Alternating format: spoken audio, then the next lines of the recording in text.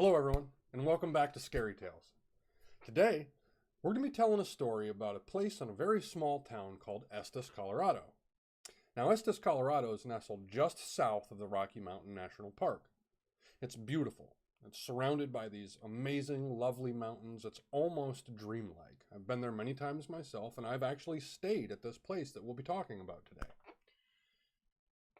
The story takes place in the year 1974.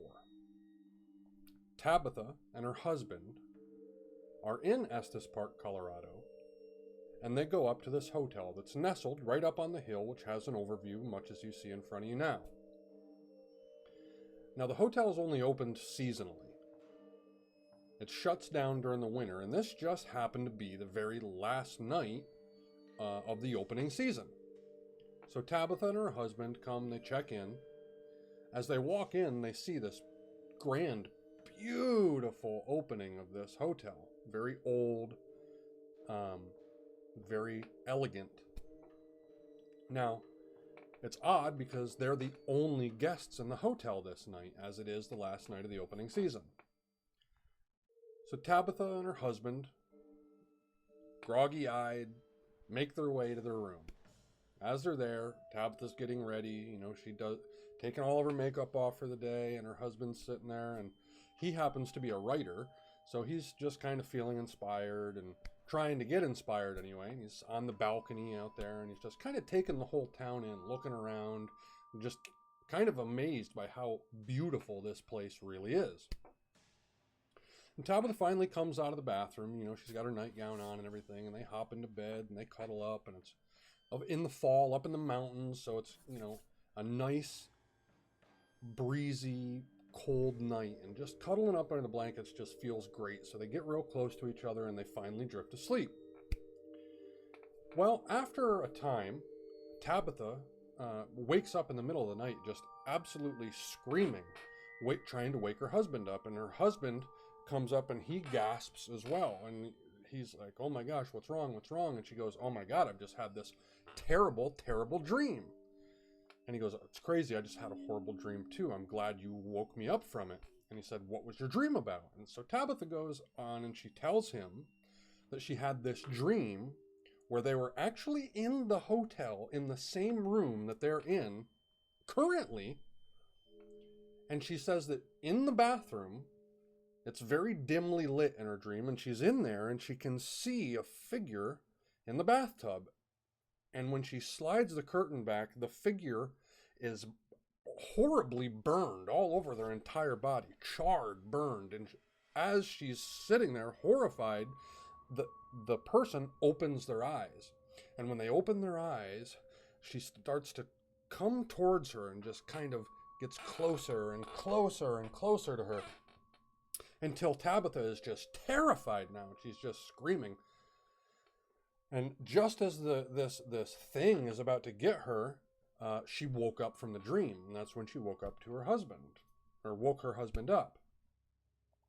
Now her husband says, "That's insane. I just had a horrible dream as well, that our son was running through these halls in this hotel.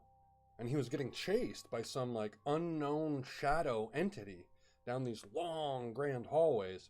And the fire hoses were coming off the wall and trying to attack him. And I'm glad you woke me up, because I was terrified for our son, and I didn't know what to do."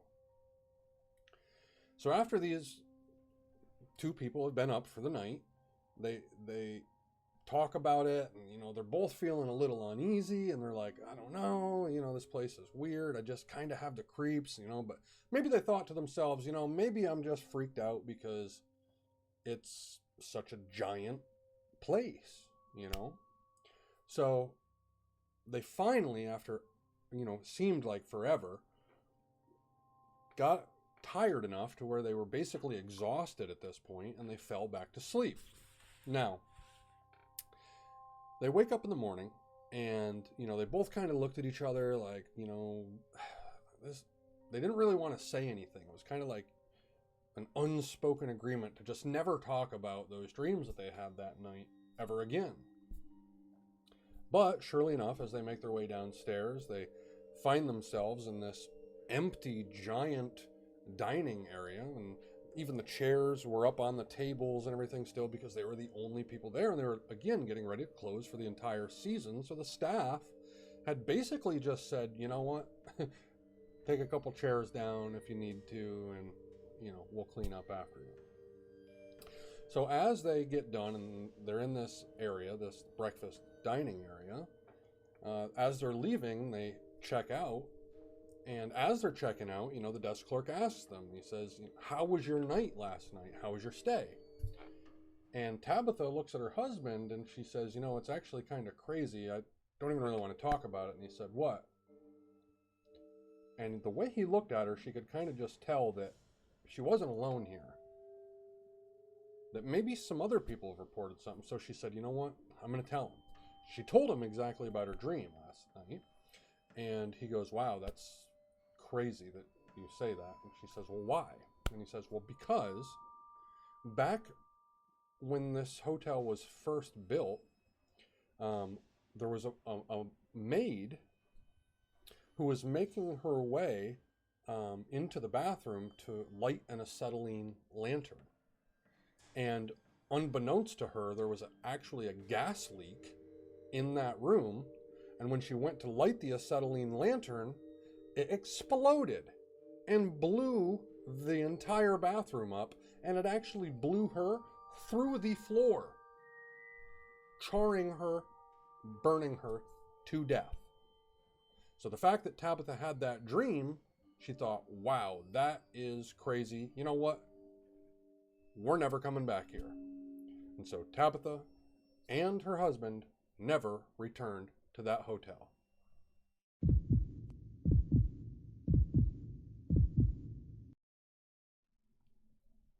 This next story takes place in 1991. John and his wife Mary decide they want to go to the Rocky Mountain National Park. It had been on their bucket list for years. And they finally had saved up enough money and gotten in the right place in their life to where they could actually afford to go and take this trip. Now, this was a long trip, as they're from Delaware originally. So they made their way all the way across country to come to this beautiful scenery. As they get there, they're looking for a place to stay. Now, they brought along their 11-year-old daughter. And when they get to the park, they spend the entire day in the Rocky Mountains hiking. They made a little food. They took some pictures. They saw the elk, all the animals. They were just kind of overwhelmed with how amazing this place was, how beautiful it was, and how in one with nature it was. Now, as the day turns to night and it gets late, they go into town and they remembered driving up and seeing this beautiful hotel nestled up on the hill. So they decided, why not go stay there? Well, when they did, they checked in at the front desk. They talked to the person at the front desk. And by this time, the hotel had a bit of history behind it. But still, there's actually a policy in place at the hotel that says that the workers, the employees, aren't actually allowed to really go in depth of any stories. And it's actually a fireable offense to pull any type of hoax or prank in this hotel. So, John and Mary and their daughter, they make their way up to their room. They're staying in room 428.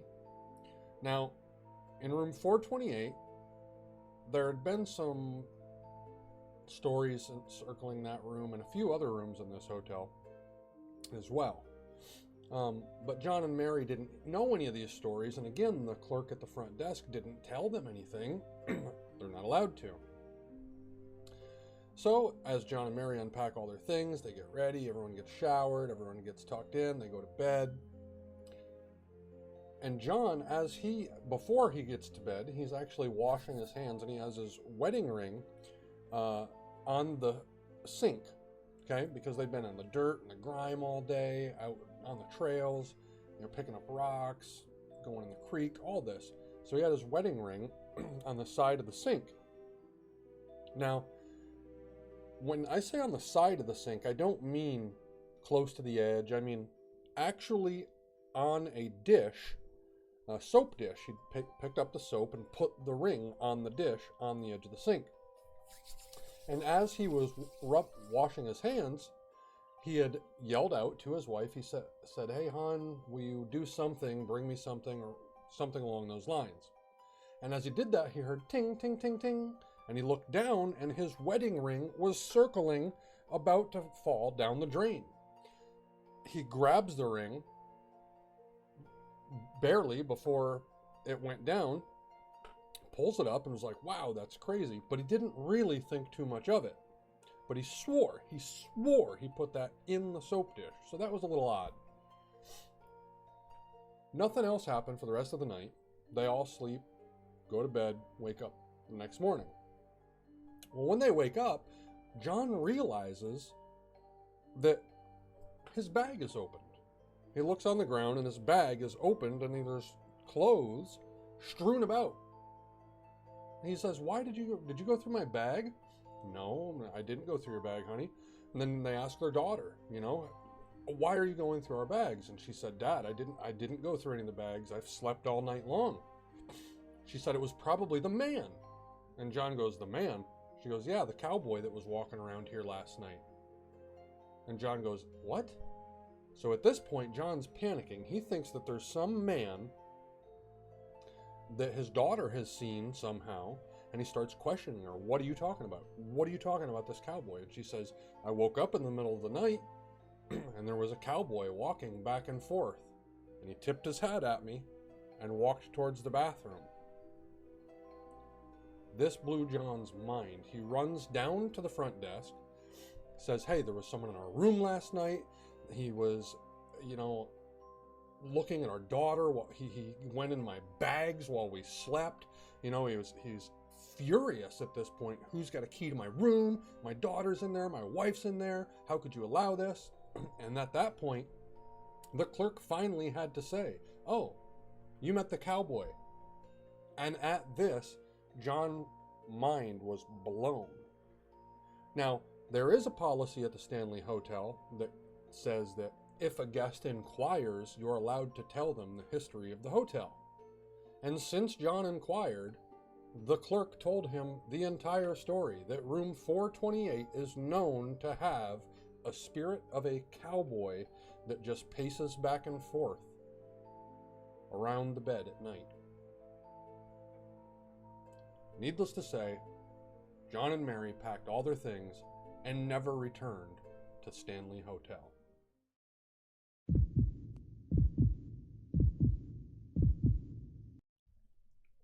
Now, our next story takes place in 1997, so just 6 years after our previous story. This family is actually from Colorado, and they'd heard some of the backstory of the hotel, but they were the type of people where they didn't really believe in that kind of stuff. They just thought it was a beautiful hotel, appreciated the architecture, the beautiful scenery, and it was, of course, their son's graduation. So to celebrate, they decided to go spend the night in Estes Park and have a day just out on the town, looking at all the different shops, the markets, things of that nature. Now, when they get there, they go into the main lobby, and in the main lobby of this hotel, they have a steam engine car. Now, they have a whole lot of really cool things inside here. So the son starts walking around, and he's kind of just looking at the cool stuff around this hotel while the mother and the father check in. Now, these people are unnamed. I wasn't able to find their names, but their story goes like this. After their night out on the town, everyone's tired. They said that they'd shopped all day, walked all day, and they just kind of decided to call it a night. There were no real big plans for the night. Just go in, crash, and be done. Well, they were staying on the second floor, and on the second floor, they said that the room was extremely stuffy. So they opened the window, and to their dismay, this was actually a very bad idea. They weren't aware of what was in for them for the night. Like I said, everyone basically just came back and got ready to crash. Well, as everyone got in their places and laid down and got ready to go to bed, They turn all the lights off and they're laying there, but it wasn't long before the closet door just popped open. Now, the wife kind of looked and was like, well, what the heck is that? But again, she knew this was an old place, and maybe it's the hinges, maybe the door frame's uneven and it just doesn't close right and it just pops open sometimes. Wasn't really thinking too much of it, but she got back up, went over to the door nonetheless, and pushed it shut, this time securing it, making sure that it was tight. It wasn't 2 minutes that she'd laid back down and went to bed that this door pops open again. So at this point, she decides, you know what? It's staying open. I'm not going to keep getting up and doing this. She closes her eyes. She's laying in bed for about 5 to 10 minutes, she said, when all of a sudden, the door to their room starts rattling. Now, this could have just been kids staying. The hotel was full this night. So this could have been someone playing a prank. Again, it can't be the staff, because if staff's caught doing this, they're immediately fired. They do not play about this. So it could have been another guest. It could have been something. But what happens next is terrifying. So after what seemed like an eternity of laying there, kind of just staring at the ceiling, just looking up, everyone kind of just got tired enough to where they finally fell asleep. No one really had any time frame of how long it took. They just said that they just laid there, and then the next thing they know, they were out. Well, the son wakes up to this terrifying sound of someone pacing through the door, through the room. And when he wakes up, he notices that his arm is outstretched toward the closet door that had just been opened. And he's trying to retract his arm, and he's looking at it, and he's trying to retract it, but he just can't. It's like he has sleep paralysis, but he just cannot do anything about it, but he just hears these noises. And he finally tears himself awake. And he flees, and he goes, and he runs over, and he gets next to the table.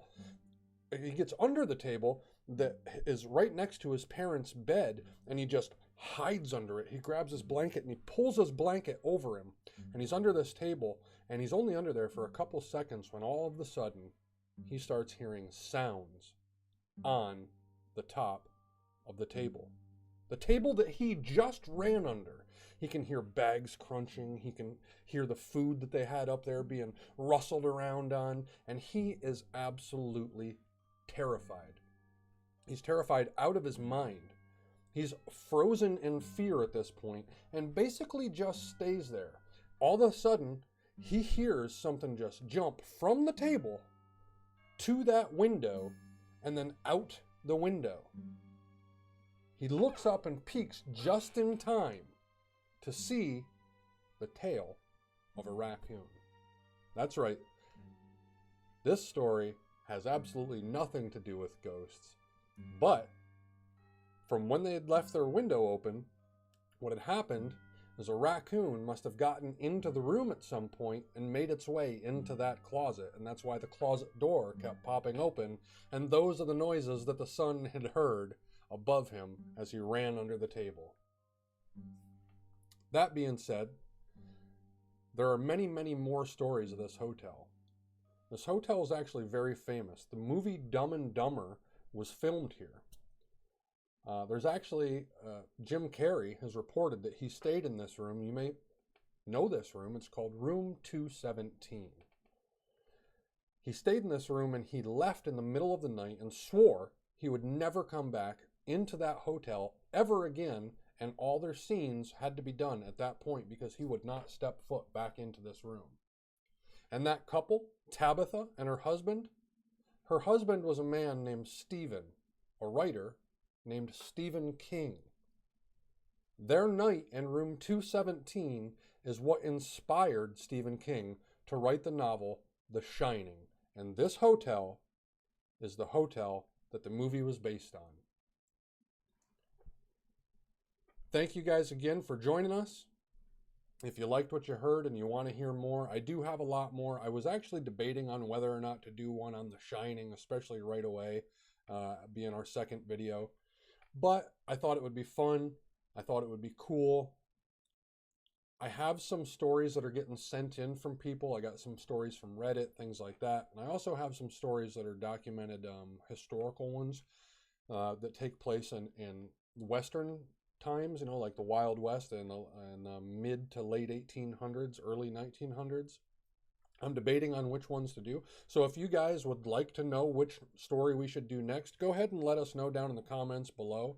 Be sure to give this video a like, share it, subscribe if you want to hear more. I thank you guys again for stopping in. God bless.